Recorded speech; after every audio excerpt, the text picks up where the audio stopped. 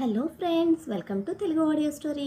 మీరు కనుక ఛానల్ని ఫస్ట్ టైం చూస్తున్నట్లయితే ఛానల్ సబ్స్క్రైబ్ చేయండి, లైక్ చేయండి. అలాగే ఈ స్టోరీపై మీ వాల్యుబుల్ ఒపీనియన్ని కమెంట్ రూపంలో తెలియచేయండి. ఇక కథలోకి వెళ్దామా?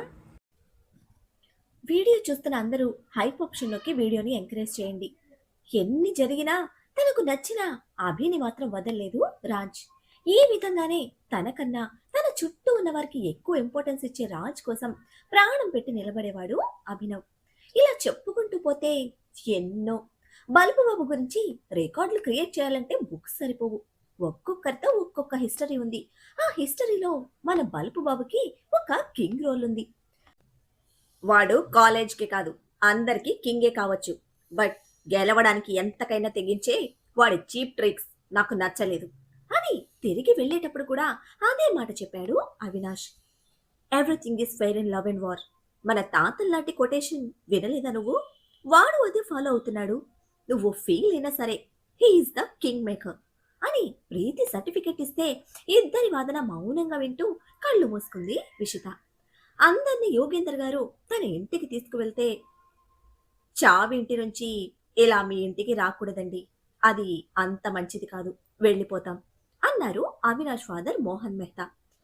చనిపోయిన వ్యక్తి దైవంతో సమానం, అందులోనూ అటువంటి మంచి వ్యక్తి దగ్గర నుంచి రావడం మాకు ఎలాంటి పట్టింపు లేదు. మళ్ళీ మీరు ప్రయాణం చేయాలి కదా, ఈ రోజు ఇక్కడ రెస్ట్ తీసుకొని రేపు వెళ్దురు గాని అని కన్విన్స్ చేసి అందరినీ సాదరంగా లోపలికి ఆహ్వానించారు యోగేంద్ర ఇంకా సుజిత. ప్రీతి పేరెంట్స్ మనోజ్ ఇంకా రాగిని వాళ్ళు ఉండేది సిటీలోనే కావడంతో కాసేపు ఉండి వెళ్ళిపోతే ఆ రాత్రికి అక్కడే ఉండి మరుసటి రోజు వెళ్లారు అవినాష్ పేరెంట్స్. తాతగారి మరణంతో ఆ ఇంటిలో ఒక్కడిగా మిగిలిన అభిని వచ్చేయమని మానస గారు పిలిచినా అభి అందుకు అంగీకరించకపోవడంతో ఇక తనతో రాజ్ అక్కడే ఎక్కువగా ఉండిపోతున్నాడు. అలా అభితో స్పెండ్ చేస్తున్న రాజ్ కాలేజీకి ఆబ్సెన్స్ ఎక్కువ అయిపోతే యోగేందర్ జయదేవ్ గారితో మాట్లాడిన విషయం తెలియని విషిత మళ్ళీ తండ్రి తన ప్రేమ గురించి ప్రస్తావన తీసుకురాకపోవడంతో దిగులు పెంచేసుకుంది.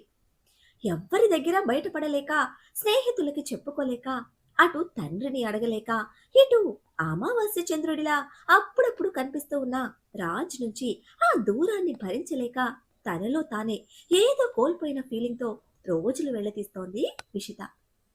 ఫైనల్ ఎగ్జామ్స్ గురించి క్యాంపస్లో డిస్కషన్ మొదలవడంతో పాటు సీనియర్స్కి ఫేర్వెల్ అనౌన్స్ చేశారు. ఇప్పుడు ఫైనల్ ఇయర్ స్టూడెంట్స్ మొత్తం కింగ్స్, మిగతా స్టూడెంట్స్ అంతా వాళ్ళ కోసం సెలబ్రేషన్ స్టార్ట్ చేయాలి. క్లాస్ మొత్తం రాజ్ కోసం చూస్తే పెండింగ్ వర్క్ ఉంది, ఫినిష్ చేసుకోవాలి అంటూ లేచి లైబ్రరీకి వెళ్ళిపోయాడు. వాడికి మొదటి నుంచి మనం అంటే లెక్కలేదు, ఇప్పుడు మన కోసం వాడు చేసేది కూడా ఏమీ లేదు అని తమ ఉక్రోషాన్నంతా బయటకు గక్కారు ఫైనల్ ఇయర్ బ్యాచ్. ఆ రోజు విషిత డిన్నర్ తినకుండా రూమ్ లోనే ఉండిపోతే ఇంటికి వచ్చిన యోగేందర్కి విషయం చెప్పారు సుజిత గారు. రూమ్ లోకి వచ్చిన యోగేందర్కి తను కలెక్ట్ చేసిన రాజ్ ఫొటోస్ తిరిగేస్తూ కనిపించింది విషిత. డిన్నర్ ఎందుకు స్కిప్ చేస్తున్నావు అని సౌమ్యంగా అడిగిన తండ్రికి, ఐఎమ్ నాట్ హంగ్రీ డాడ్ అని చూడకుండానే ఆన్సర్ ఇచ్చిన విషిత కళ్ళు కన్నీళ్లు కక్కడానికి సిద్ధంగా ఉన్నాయి. అయితే ఇదే విషయం మీ మామగారికి చెప్పు అంటూ జయదేవ్ గారికి నెంబర్ డైల్ చేసి ఫోన్ బెడ్ మీద పెడితే, మామగారు అని వినడమే షాక్ అయిన విషిత స్క్రీన్ మీద జయదేవ్ గారి నెంబర్ కనిపిస్తూ ఉంటే కంగారుగా కాల్ కట్ చేసి, ఏం జరుగుతోంది డాడీ అంటూ ఆయన్ని కరుచుకుపోయింది. నువ్వు ఇంతగా కావాలని కోరుకుంటున్న వ్యక్తి విషయంలో మీ నాన్న నిర్లక్ష్యంగా ఎలా ఉంటారు అని అడగడంతో తండ్రిని వదిలి సుజిత గారిని చూస్తున్న విషిత కళ్ళల్లో ఆశ్చర్యంతో కూడిన బెదురు. మీ నాన్న అప్పుడే అన్నయ్య గారితో మాట్లాడారు.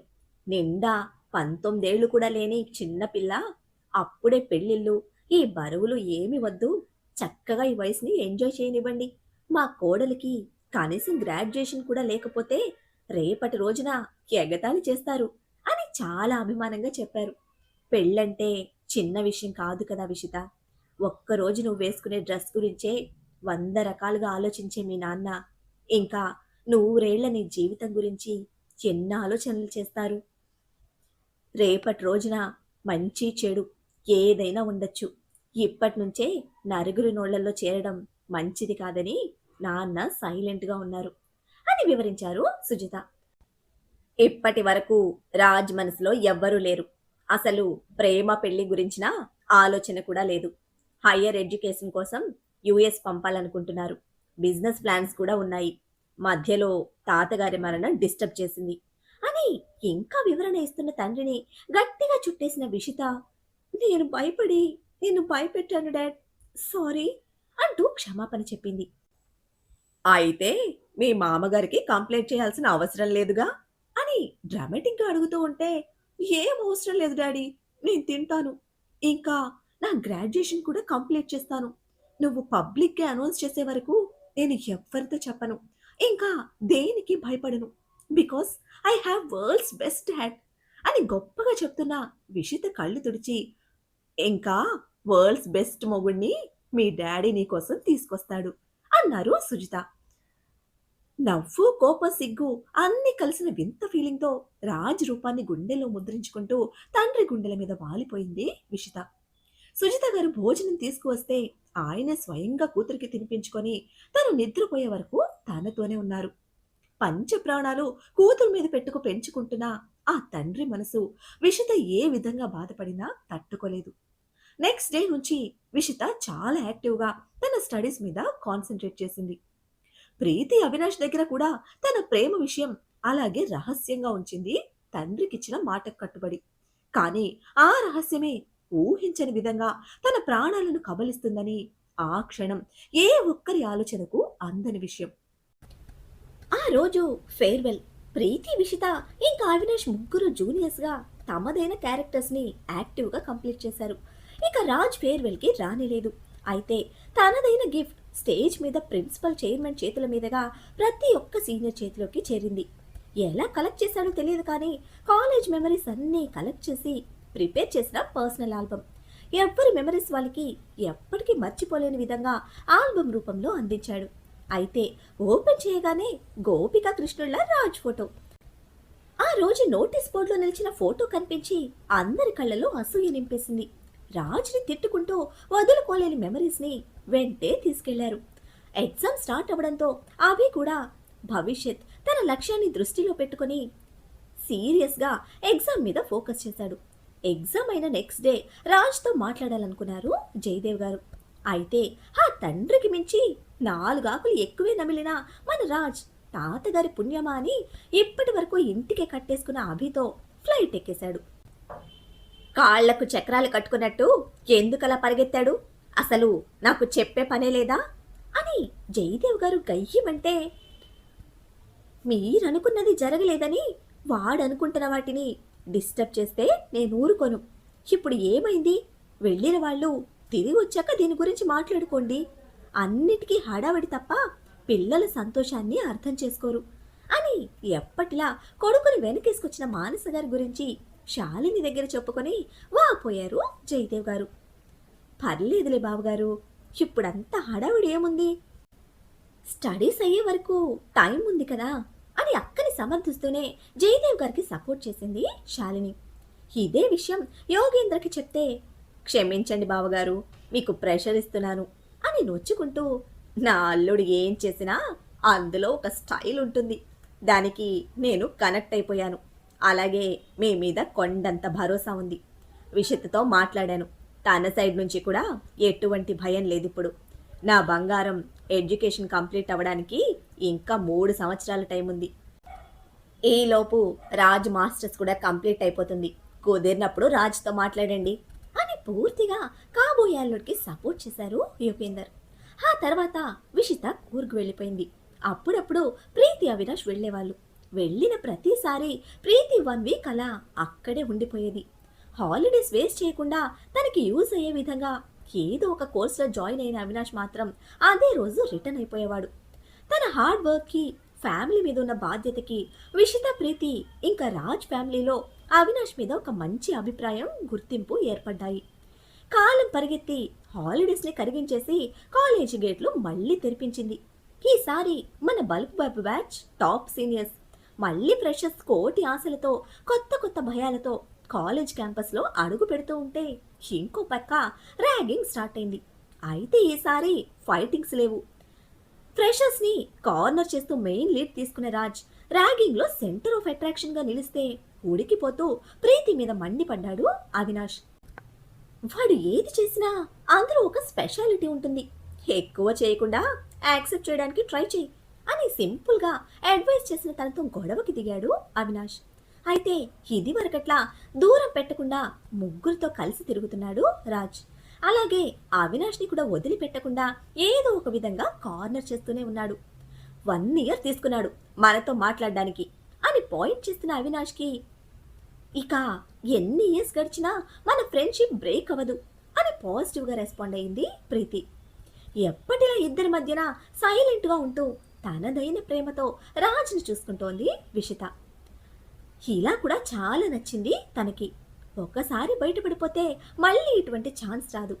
రాజ్ ప్రతి యాక్టివిటీని అబ్జర్వ్ చేస్తూనే తనదైన ప్రపంచంలో అతనితో కలిసిపోయే రోజుకై అందంగా కలలు కంటోంది విషిత. కళ్ళ ముందు రాజ్ కనిపిస్తూ ఉంటే ఎన్నో అందమైన భావాలతో ఉద్వేగాలతో కాలం చక్రాలు కట్టుకొని పరిగెడుతోంది. ఒకరోజు ప్రీతి అందరం కలిసి బయటకు వెళ్తున్నాం రమ్మని ఇన్వైట్ చేస్తే మన బలుపు బాబు మాత్రం లొకేషన్ షేర్ చేసి ఎక్కడికి రండి ఎంజాయ్ చేద్దాం అని కాల్ కట్ చేశాడు. ముందు అవినాష్ రాను అన్నా ప్రీతి విషిత ఇద్దరు వెళ్ళడానికి సిద్ధమైతే ఇక తప్పక వాళ్ల కోసం వచ్చాడు. రాజ్ షేర్ చేసిన లొకేషన్లో అప్పటికే జయదేవ్ గారు రన్ చేస్తున్న హోమ్ ఉంది.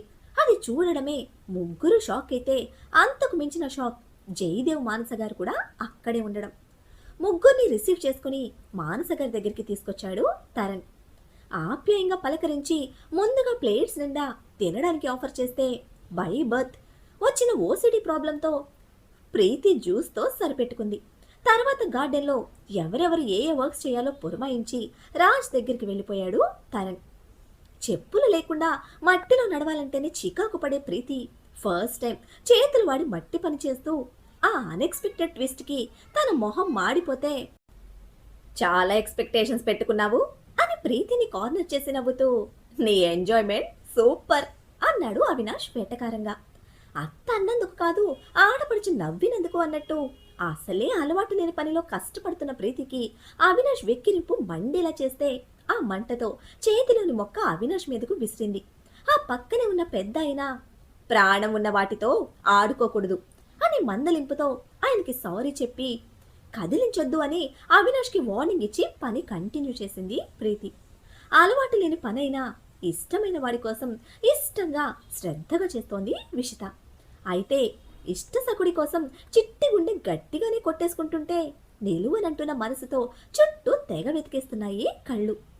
తన ఇష్టం గమనించి కాసేపటికి రాజ్ ప్రేయర్ హాల్లో ఉన్నాడు అని చెవిలో చిన్నగా చెప్పి ఎటు నుంచి వెళ్లాలో కళ్ళతోనే చూపించాడు అభి. ముందు ఆశ్చర్యపోయినా థ్యాంక్స్ చెప్పి పైకి వెళ్ళిన విషిత అక్కడ దృశ్యం చూసి అవాక్కయింది. పిల్లల్లో పిల్లాడిలా చిందులేస్తున్నాడు రాజ్. షార్ట్ మీద ఎగురుతున్న బాబుని చూడడమే మరో ప్రపంచంలోకి అడుగుపెట్టిన ఫీలింగ్ తనది. విషితని గమనించి సార్ అక్క అంటూ తరంగా అరిచి చెప్తే పర్మిషన్ లేకుండా తన ప్రపంచంలోకి వచ్చిన విషితను చూడడమే నువ్వేంటిక్కడా అని కయ్యమన్నాడు. ఆన్సర్ లేదు తన నుంచి. మాటలు రాని మూగదానిలా ఎర్రబడ్డ బుగ్గలతో కళ్ళు కిందకి దించేసింది. మరి ఏమన్నా ఉన్నాడా బాబు? అసలే తెల్లతోలు, ఇంకా అట్రాక్టివ్ స్లిమ్ బాడీ, కనికట్టు చేసే కళ్ళు, కొట్టినట్టు వచ్చే మాట తీరు, అందులోనూ మనసైన వాడు. షార్ట్లో చిందులు తొక్కుతున్న బాబు స్లిమ్ బాడీ మీద స్వెట్ వజ్రంలా మెరుస్తూ విషిత హార్ట్ బీట్ని అమాంతం పెంచేసింది. మాట్లాడడం కాదు కదా, కనీసం నిలబడలేని తన వైనం తెలుసుకోలేని రాజ్ దగ్గర కంట వచ్చి ఏం చేస్తున్నావు ఇక్కడ అని సీరియస్ అయ్యాడు. తడబడుతున్న మనసు, కలవరం పెంచుకున్న అయ్యగారి ప్రెజెన్స్, గతి తప్పుతున్న మతి, ఊపిరి కోసం కష్టపడుతున్న గుండె, తుంటరి ప్రాయం, తెలియని భయం. రాజ్ ప్రశ్న చెవిని చేరని అదొక రకమైన మైకంలో ఎదురుగా నిలిచిన రాజ్ గుండెల మీద అరచేతులాంచి వెనక్కి తోసేసి బలం కూడా తీసుకొని కిందకు పారిపోయింది విషిత. చెట్టంత మనిషి చప్పున కింద పడిపోతే పడి పడి నవ్వుతున్నారు పిల్లలు. వాళ్ళ నవ్వులతో రేగిన మంటతో ఆర్ యు మ్యాడ్, నన్నే తోస్తావా అని తిక్కలేచిన కోతిలా టీషర్ట్ తీసుకొని విషిత కోసం బుసలు కొడుతూ వెనక్కి వచ్చాడు రాజ్. అప్పటికే తనదైన తిక్కమక్క తుళ్ళింతతో మానస గారి దగ్గరికి వచ్చేసిన విషిత గట్టిగా ఆవిడ్ని హత్తుకుని ప్రాయం లేపిన అలజడిని అణుచుకునే ప్రయత్నం చేస్తూ ఉంటే విషిత అని టాప్ లేచిపోయేలా కేకలు పెడుతూ వస్తున్న రాజ్ గొంతుకి అదిరిపాటుగా అందరూ అటు చూడడంతో టక్కున మానస గారిని వదిలి ఆవిడ వెనక నక్కింది విషిత. ఏం చేశావు అని తల కదపకుండా నెమ్మదిగా అడిగిన మానస గారికి పైన డాన్స్ చేస్తున్నాడు. అలా చూసి ఏదోలా అనిపించింది. దగ్గరికి వస్తే తోసేసొచ్చాను అని ప్రపంచంతో పని లేకుండా తనకి తెలిసింది మాత్రమే చెప్పిన విషిత తడబాటుకి వయస్సు తెచ్చిన అనుభవంతో అర్థం చేసుకున్న మానస గారు వెనక నక్కిన కోడల్ని సమర్థించుకోవడానికి ముందుకు దూకుతున్న కొడుకుని సంభాలించే పనిలో పడ్డారు. ఓరేయ్, అమ్మ చెప్తుంది కదరా అని నొక్కి నొక్కి జయదేవ్ గారు సపోర్ట్ చేస్తూ ఉంటే, డాడ్ మధ్యలో నువ్వు దూరకు, అసలేం జరిగిందో నీకు తెలియదు. నా పర్మిషన్ లేకుండా నా ప్లేస్కొచ్చి అడిగిన నన్ను తోసేసొచ్చింది. బ్యాచ్ మొత్తం నవ్వుతున్నారు. రింగ్లో వాడు కూడా నన్ను వంచలేకపోయాడు.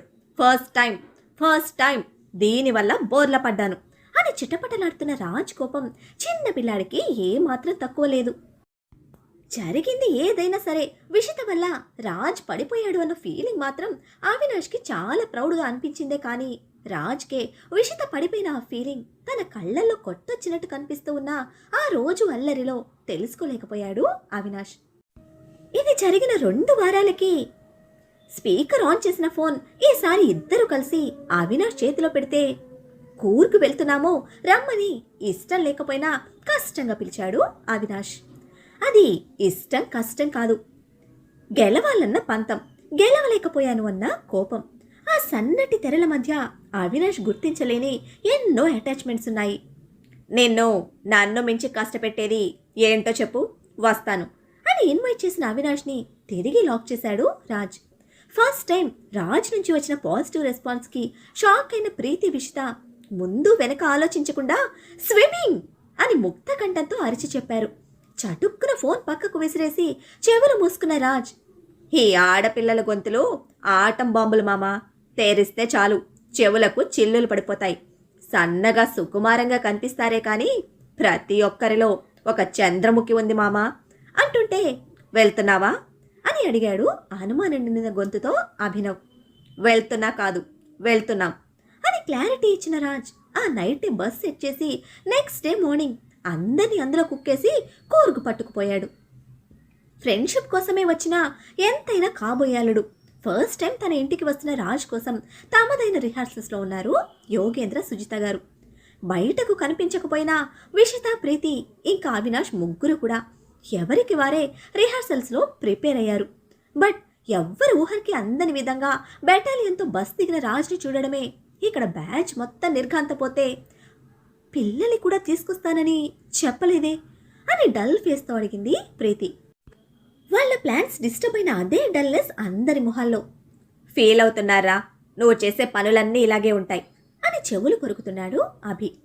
నా ప్రైవసీ డిస్టర్బ్ చేసి ఇన్వైట్ చేసినప్పుడు ఫీల్ అవ్వాలి, ఎప్పుడు ఫీల్ అవ్వడానికి ఏమీ లేదు, అయినా నేను ఒప్పుకోను అని అందరికీ కలిపి ఆన్సర్ ఇచ్చిన రాజ్, ఫీల్ అవుతున్నారా అని ఐబ్రోస్ రైజ్ చేసి కార్నర్ చేస్తూ ఉంటే తెచ్చి పెట్టుకున్న నవ్వుతో లోపలికి ఇన్వైట్ చేశారు యోగేందర్ దంపతులు. నా అల్లుడు మామూలుడు కాదు, ఎవ్వరికి అందరంతా రేంజ్లో ఉన్నాడు అని లోపల మురిసిపోయిన యోగేందర్ చేంజ్ అయిన ప్లాన్ని ఏ ఇబ్బంది లేకుండా సెట్ చేసే పనికే ఫోన్ తీసుకొని పక్కకు వెళ్ళిపోయారు. ఇష్టం లేకపోతే రానని చెప్పచ్చుగా, ఎందుకు ఇలా ఇష్టానికి చేస్తాడు అని వెనక కుయ్యిలాడుతూనే ఉన్నాడు అవినాష్. ఒరేయ్, నీ కుళ్ళుతనానికి వాడి చేతిలో ఎప్పుడో నీకు గట్టిగానే పడుతుంది పీడి, అక్కడి దాకా తెచ్చుకోకుండా తొందరగా అడ్జస్ట్ అయిపో అని అడ్వైస్ చేసిన అభినవ్ అల్లుడి మీద అలిగిన మామలా ఉడికిపోతున్న అవినాష్ని రా అంకుల్కి హెల్ప్ చేద్దాం అని లాక్కుపోయాడు. అంతమంది పిల్లలకి ఇల్లు సరిపోదని అప్పటికప్పుడు గార్డెన్లో టెంపరీ అరేంజ్మెంట్ చేయించారు యోగేందర్. ఫుడ్ నుంచి బెడ్ వరకు 2 డేస్కి అన్ని సెట్ చేస్తూ ఉంటే అభి, అవినాష్ అండగా నిలబడ్డారు. మరొక విధంగా ముగ్గురు మాత్రమే ఉండే అంత పెద్దింటికి పిల్లలందరినీ పట్టుకొచ్చిన రాజ్ పండగ వాతావరణం తెచ్చాడు. లేట్ నైట్కి అలసటగా బెడ్ మీదకి చేరిన యోగేందర్ పండగ తెచ్చిన అల్లుడు గురించి గొప్పగా చెప్తూ ఉంటే, వాడు ఏది చేసినా ఇలా భయంకరంగానే ఉంటుంది, భరించాలి బావా అని కలుపుకుపోయారు జయదేవ్ గారు. ఆ పిలుపే చాలు అన్నట్టు మురిసిపోయారు సుజిత యోగేందర్ దంపతులు. మరి ఇప్పుడు బలుపు బాబుకు మన విషిత పాప మరో ట్విస్ట్ ఏమైనా ఇవ్వనుందా, లేక మన బలుపు బాబే పాత లెక్క సరిచేస్తాడా? ఎంతైనా పెళ్లికి ముందు ఆ చిలిపి సరదాలే జీవితానికి మధుర జ్ఞాపకాలు కదా. వీళ్ళ మధ్య ఎంత నడుస్తూ ఉంటే నిజంగానే మన బలుపు బాబుకి ఏ హింట్ లేకుండా ఉందంటారా? అసలే ఆవులిస్తే పేగులు లెక్క పెట్టే రకం కదా. మరి ఈ ప్రేమ పెళ్లి పీట లెక్కేదెప్పుడు? తెలుసుకోవాలంటే నెక్స్ట్ ఎపిసోడ్ని ఫాలో చేయండి. అలానే ఈ ఎపిసోడ్ని లైక్ చేయటం మాత్రం మర్చిపోకండి. Bye friends.